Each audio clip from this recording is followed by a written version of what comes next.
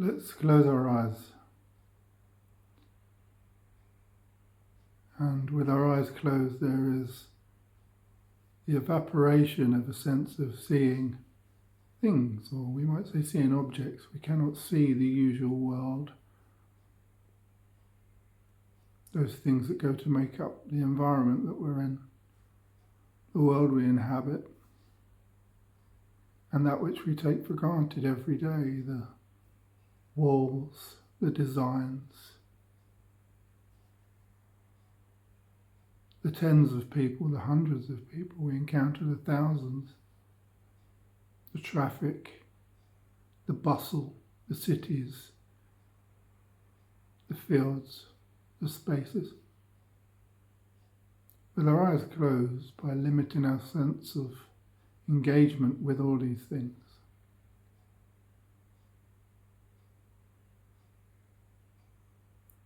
we are more able to imagine the experience of a newly born baby, a child. So now we've heard these words, let's allow that idea, that concept to dominate our experience. The notion of such will spring to mind, the imagination will be fired. And with this resolute and radical congruence, that is, by being so refined and determined to articulate the qualities, the timbre of the here and now, we imagine ourselves to be, using these words again, a newly born infant. So using a very adult phenomena language, what is the experience of this newly born infant? There aren't objects. So a newly born child doesn't see a world of objects. It knows, in relation to the function of seeing, the experience of seeing itself, but it has no words, no dialogue, no narrative, no story, no need for any of those or these, but just knows, is knowing, seeing. Now also what it does not know is the I that is seeing. It is not a question for a baby, for us right here and now without words, that there is an I that is seeing things. I am not seeing things. Seeing itself with the absence of the I is known. And again, these are very adult terms, exclusively adult terms that the baby doesn't know nor need. So feel that quality of seeing, or we might say seeingness. To add ness to something is the quality of its activity or its apparent activity. Now, of course, if we apply this to the other senses, hearing and hearingness, if we will, is known. Maybe there's sounds around you as you listen, or maybe you can hear the sounds around me. I know a car just went past. But as a baby, I don't have the narrative or the language or the need for, or the I that knows a car, the sound of a car, the familiarity of a car known only through previous experience of a car. So sound, movement, motion, energy is encountered in what we would call as an adult the faculty of hearing, and there's a hearingness as the quality of it, the Doppler of the emergent sound, the rising and the falling of the engine passes by. And for me as an adult, of course, I can say on the right side of experience, but with our eyes closed and with the absence of language, it is simply that hearingness is known. There's a particular change on the entire field of experience as a movement of an unnamed and unknown energy passes by. Something appears and then evaporates, disappears. But the knowing that knows its absence preceding it and the absence after it remains and is unchanged. There's knowing before it, knowing during it, knowing after it.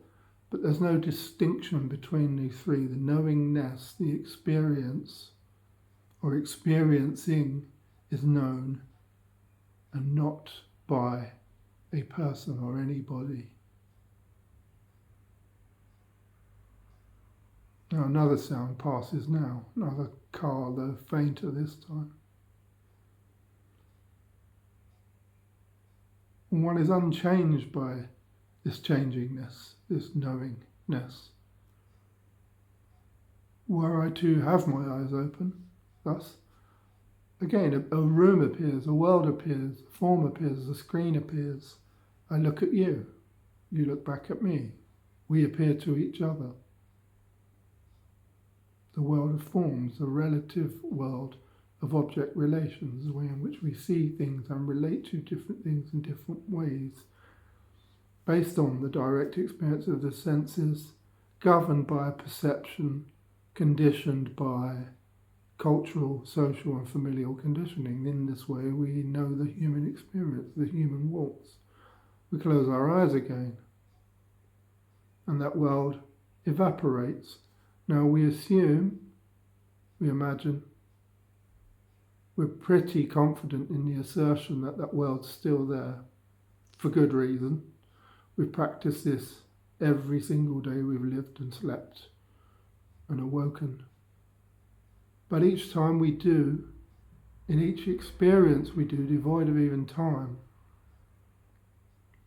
the same apparent sense of object relations and world of forms, devoid of any mental narrative around meaning that we apply to it, again based on conditioning, and all conditioning and all clamours to offer reasons, because there isn't always a reason. There are not always reasons for things. Some things simply are.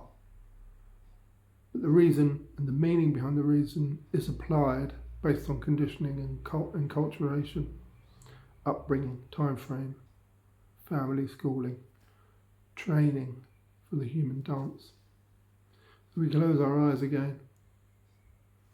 Then we can develop a sense of body consciousness by allowing ourselves to now feel, not in the emotional sense, not at the emotional level, but the physical sense, the ways in which the seat on which we are seated or the mat or bed on which we are laying supports the body. So I am robustly and safely held by this teal couch behind me. Now imagine once more the sense of being the baby. The baby doesn't know teal, nor feeling, but nor safety, but will know the experience and experiencingness, if you will, of being supported by the cot, the mattress, the blanket, the arms of the parent, and of course the sense of increasing and familiarity of safety that develops out of that. Now these experiences, the ness of things, the taste, the knowing of sight and sound, sensation in the body, the feeling of our feet on the floor as we grow and develop and create a pathway through the world of forms, looking for meaning, definition, purpose, esteem, approval, love, offering, receiving, giving and taking, moving, suffering, knowing ecstasy and joy, and unitive consciousness, or the non-dual, the absence of separation between you and I. When that falls away and love is the remaining experience, and what is known is I, thou, not separate, not two, but one, undivided. In this way, common experience, we are never separate. And the desire for this is somewhat, though not absolutely, sensed in this experience of the newly born infant. It is akin to happiness and peace that we seek. The predicament we find is that we look for this happiness, peace in the accumulation of objects outside of ourselves, the consumption and collection and abstraction and rejection of things that we approve of and disapprove of, the likes and the dislikes of social media and talks such as these, which is fine. You should feel differently. You must like and dislike differently to this and that. The dualistic dance of this relative world of preference, acceptance and rejection is the way. Everything belongs. Everything be a teacher.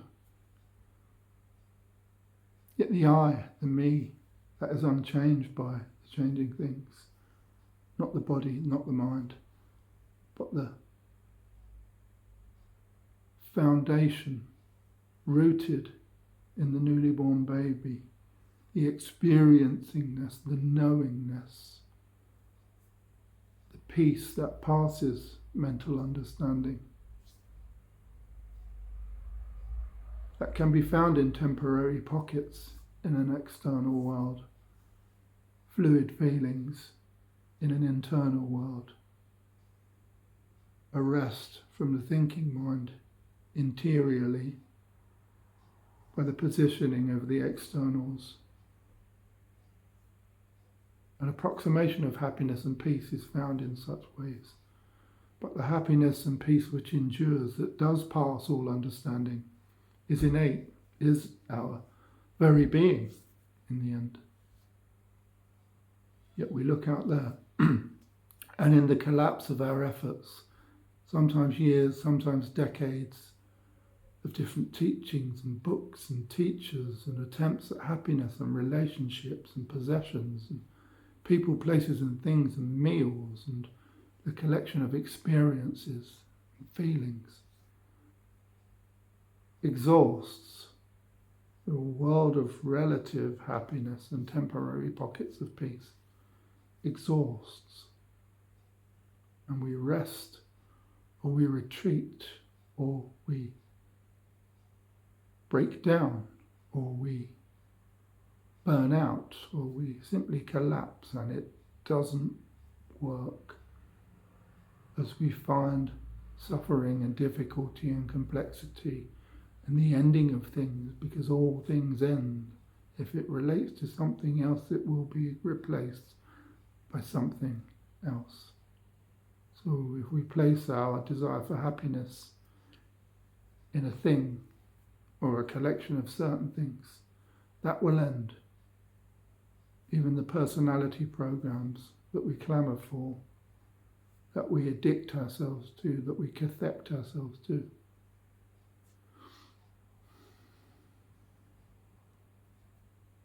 Or the completion of numerous tasks and the ticking of the things off our list, so that the space in which happiness and peace existed, in which we wrote the list, can be re-experienced by the ticking off of the final thing on the list, to return back to spiritual, physical, psychological, and even ideological and social homeostasis, fluidity, peace, or balance, we might call that.